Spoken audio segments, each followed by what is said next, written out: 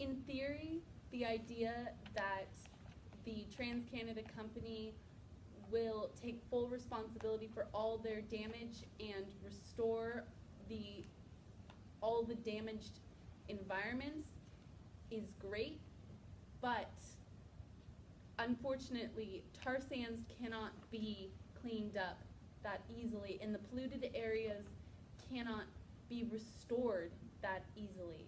Well, it's the exact same for trains. When the trains explode and when they have lots of damage, the tar sands spilled from those can't be restored either, except for the fact that TransCanada actually says they're going to help. Meanwhile, the train companies have said nothing of the sort. So it's either you're going to have some help and a giant company who's going to help pay and support this restoration, or you're going to have train companies that won't do any of it. Wait, so these tar sands go into the earth? Is that what happens to them? Like what? They come up from the earth. They're extracted from thousands of miles underneath the earth, and they're the most crude form of oil that we have, so they use a lot more resources. And does it pollute our air or go into the ocean? Like, how would you clean something like that up? Actually, Chloe, a lot of this can't be cleaned up because there is quite a lot of air pollution for the tar sands industry, especially around the refineries in Texas. The air quality, according to the EPA, is unacceptable. Other places that are very nearby to the pipeline, including Canada, Alberta, Canada, have an extraordinary amount of greenhouse gas pollution. In fact, since the Keystone has been used, there has been 3 to 4 times more carbon dioxide produced during processing these tar sands, even more than conventional oil. Well, actually, according to the New York Times, the oil that will move through the Keystone Pipeline extra large will add carbon emissions that would amount to less than 1% of the United States greenhouse gases, and that's a tiny amount of the total carbon emissions or greenhouse gases that are in the world. This is such a small amount, it doesn't even have a real effect on the air pollution and just the amount of greenhouse gases. How can you say that when Canada has had 25.3% more greenhouse gas emissions since starting mass production of the tar sands industry? They're still going to start production even if we don't have this pipeline. Yes. But they're going to bring it to this place and to other places in a lot more dangerous ways. So the alternative to this pipeline are trains, yes? Mm-hmm. And no? How else would they transport it? Well, what we could do is we could not subsidize a dying industry by not allowing the government to decide to spend millions of dollars on this and extend it into our own country, endangering not only Canada, which is already endangered, but our people and our ecosystems, which have been restored by various, we have worked very hard to progress from the detrimental, crude methods that we had in industry. We have done a lot to improve and to reduce our greenhouse gas pollution while maintaining our economy. So what do you think we can do? How do you think this is really going to affect the economy? It's going to add $3.4 billion.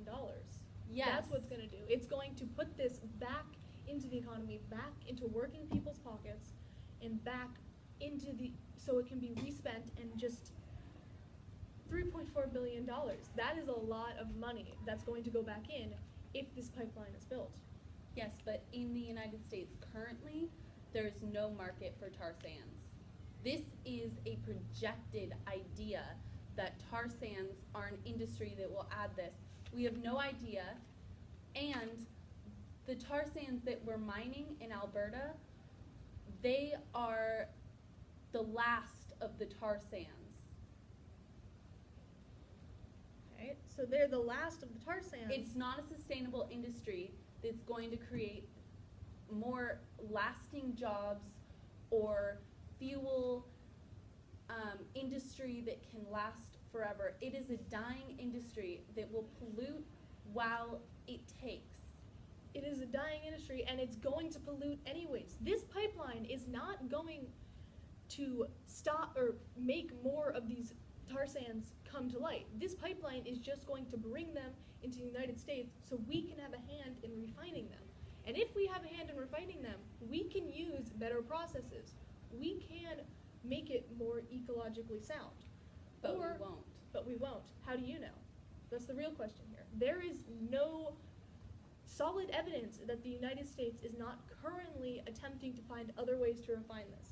There are hundreds of thousands of people who are working in the United States with ecology.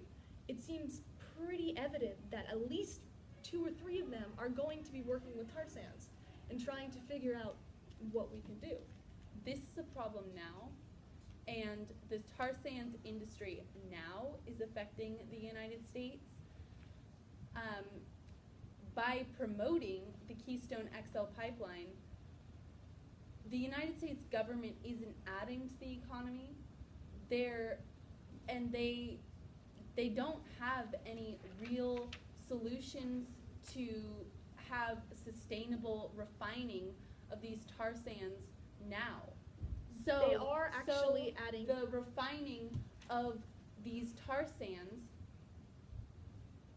currently is very unsustainable, and it's hard to improve the industry at all.